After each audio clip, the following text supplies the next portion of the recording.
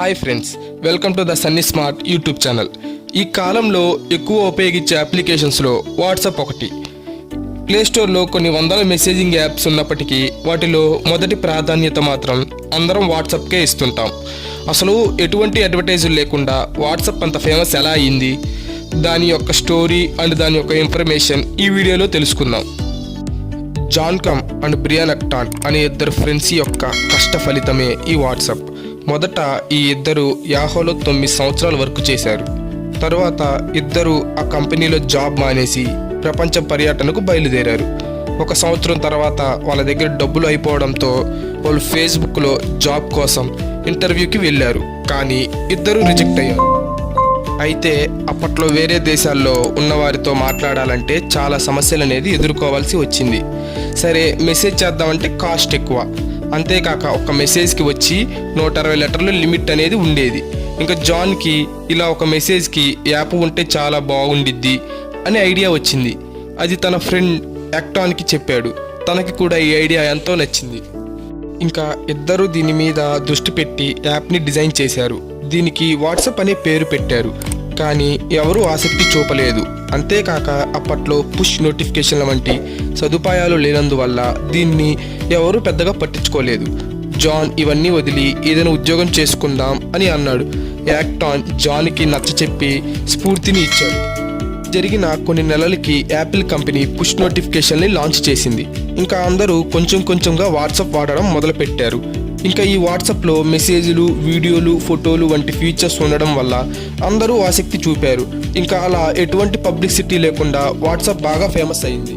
తర్వాత Facebook company 2014లో $19.6 billion అనగా మన ఇండియన్ కరెన్సీలో అక్షరాల 118 లక్షల కోట్లు ఇచ్చి వాట్సాప్ని కొనుగోలు చేసింది. అప్పట్లోనే టెక్నాలజీ రంగంలో కనీవిని ఎరుగనంత పెద్ద డీల్ ఇది. ఇంకా ఆ డీల్తో జాన్ మరియు యాక్టాన్లు ప్రపంచ కుబేర్ల జాబితాలో చేరారు. మనం text message, voice message, video calls, audio calls, group calls, photos, videos, contacts, document shares, maps, payments కోసం వాడతాం. అయితే నవంబర్ 2009 కేవలం iOSలకు మాత్రమే పర్మిషన్ ఉండేది ఈ వాట్సాప్ యూజ్ చేయడానికి. తరువాత ఆగస్టు 2010లో ఆండ్రాయిడ్ యూజర్స్ కూడా యూజ్ చేయడానికి రిలీజ్ చేశారు. ఇలా రిలీజ్ అయిన 4 ఇయర్స్ తర్వాత 200 మిలియన్స్ అంటే 20 కోట్ల మంది మంత్లీ యాక్టివ్ యూజర్స్ ఉండేవాళ్ళు ఈ వాట్సాప్కి. కానీ ఇప్పుడు ప్రపంచం మొత్తం మీద 2 బిలియన్స్ అంటే 200 కోట్ల మందికి పైగా మంత్లీ యాక్టివ్ యూజర్స్ ఉన్నారు ఈ వాట్సాప్కి. కేవలం ఒక్క మన ఇండియాలోనే 596.6 మిలియన్స్ అంటే 59.66 కోట్ల మందికి పైగా యాక్టివ్ యూజర్స్ ఉన్నారు. డైలీ ఈ వాట్సాప్లో 100 billions of messages and 7 billions of voice messages అనేవి సెండ్ అవుతూ ఉంటాయి. వాట్సాప్ని అమెరికాలోని కాలిఫోర్నియాలో ఇంట్రడ్యూస్ చేశారు. ఈ వాట్సాప్ని దాదాపు 180 కంట్రీల దాకా వాడతారు. చైనా, నార్త్ కొరియా, సైరియా, క్వార్టర్, యుఏఈలో మాత్రం వాట్సాప్ని బ్యాన్ చేశారు. వాట్సాప్ యూసేజ్లో ఇండియా ఫస్ట్ ప్లేస్లో ఉంటే ఆస్ట్రేలియా మాత్రం లాస్ట్ ప్లేస్లో ఉంది.